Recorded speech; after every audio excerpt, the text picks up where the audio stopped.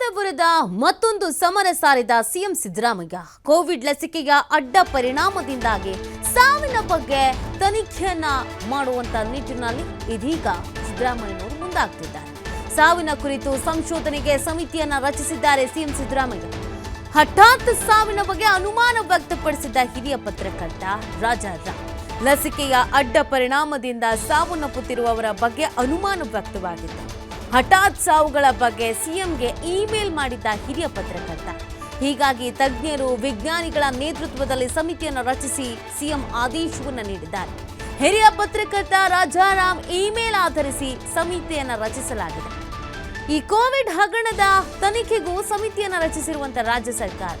ಈ ಹಿಂದೆ ಕೋವಿಡ್ ಲಸಿಕೆಯ ಗುಣಮಟ್ಟದ ವಿರುದ್ಧ ಹೋರಾಟ ನಡೆಸಿದ್ದ ಕಾಂಗ್ರೆಸ್ ಇದೀಗ ಹೊಸ ಸಮಿತಿ ಮೂಲಕ ತನಿಖೆಗೆ ಮುಂದಾದ ರಾಜ್ಯ ಸರ್ಕಾರ. ನೋಡಿ, ಹೊಸ ಸಮಿತಿಯ ಮುಖಾಂತರವಾಗಿ ಇದೀಗ ತನಿಖೆಯನ್ನ ಮಾಡಬೇಕು ಅನ್ನುವಂಥ ನಿಟ್ಟಿನಲ್ಲಿ ಸಿದ್ಧತೆಯನ್ನ ಮಾಡಿಕೊಳ್ಳಲಾಗಿದೆ.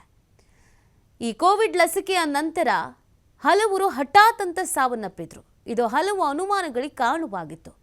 ಈ ಕಾರಣಕ್ಕಾಗಿ ಇದಕ್ಕೊಂದು ತನಿಖೆ ಆಗುವ ಅವಶ್ಯಕತೆ ಇದೆ ಅಂತ ಇಮೇಲ್ ಅನ್ನು ಕಳಿಸಲಾಗಿತ್ತು. ಹಿರಿಯ ಪತ್ರಕರ್ತರು ಇಮೇಲ್ ಕಳಿಸಿದ್ರು. ಈ ಕಾರಣಕ್ಕಾಗಿ ಇದೀಗ ಸಮಿತಿಯನ್ನು ರಚಿಸಲಾಗಿದೆ. ಈ ಮುಖಾಂತರವಾಗಿ ಕೇಂದ್ರದ ವಿರುದ್ಧ ಮತ್ತೊಂದು ಸಮರವನ್ನು ಸಾರ್ತಾ ಇದ್ದಾರೆ ಸಿಎಂ ಸಿದ್ದರಾಮಯ್ಯ.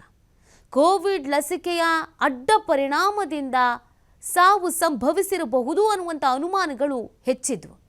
ಆ ಕಾರಣಕ್ಕಾಗಿ ಒಂದು ಸಂಶೋಧನೆಯ ಸಮಿತಿ ಅವಶ್ಯ ಇದೆ ಅನ್ನುವಂಥ ನಿಟ್ಟಿನಲ್ಲಿ ಇದೀಗ ಸಿಎಂ ಸಿದ್ದರಾಮಯ್ಯನವರು ಸಮಿತಿಯನ್ನು ರಚಿಸಿದ್ದಾರೆ.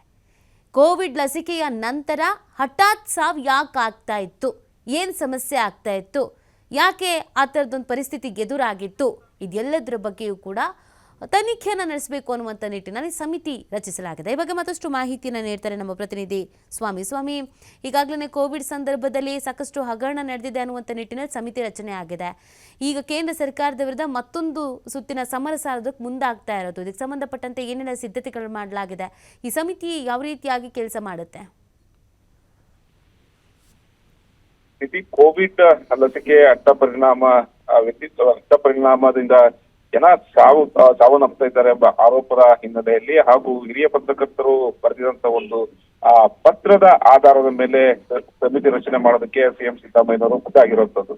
ಈಗಾಗಲೇ ಕೋವಿಡ್ ತನಿಖೆಗೆ ಸಂಬಂಧಪಟ್ಟಂತೆ ಮೈಕಲ್ ಕುನ್ನಾ ಅವರ ನೇತೃತ್ವದಲ್ಲಿ ಒಂದು ಆಯೋಗವನ್ನು ಕೂಡ ರಚನೆ ಮಾಡಲಾಗಿದೆ. ಮಧ್ಯಂತರ ವರದಿಯನ್ನು ಕೂಡ ಈಗಾಗಲೇ ಸಲ್ಲಿಸಲಾಗಿದೆ.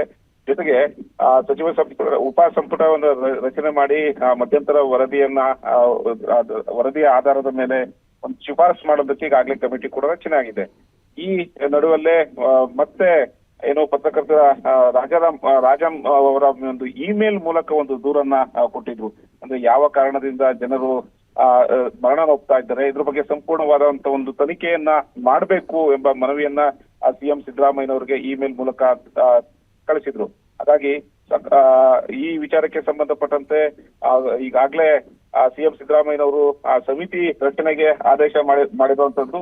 ಅಂದ್ರೆ ಒಟ್ಟಾರೆಯಾಗಿ ಈಗಾಗಲೇ ಸಾಕಷ್ಟು ಆರೋಪಗಳನ್ನ ಮಾಡ್ತಾ ಇದ್ರು. ಕೋವಿಡ್ ಲಸಿಕೆಯಿಂದ ಅಡ್ಡ ಪರಿಣಾಮ ಹೆಚ್ಚಾಗ್ತಾ ಇದೆ, ಇದರಿಂದ ಸಾಕಷ್ಟು ಜನರು ನರಳುತ್ತಿದ್ದಾರೆ ಎಂಬ ಆರೋಪಗಳು ಕೂಡ ಕೇಳಿಬಂದಿತ್ತು.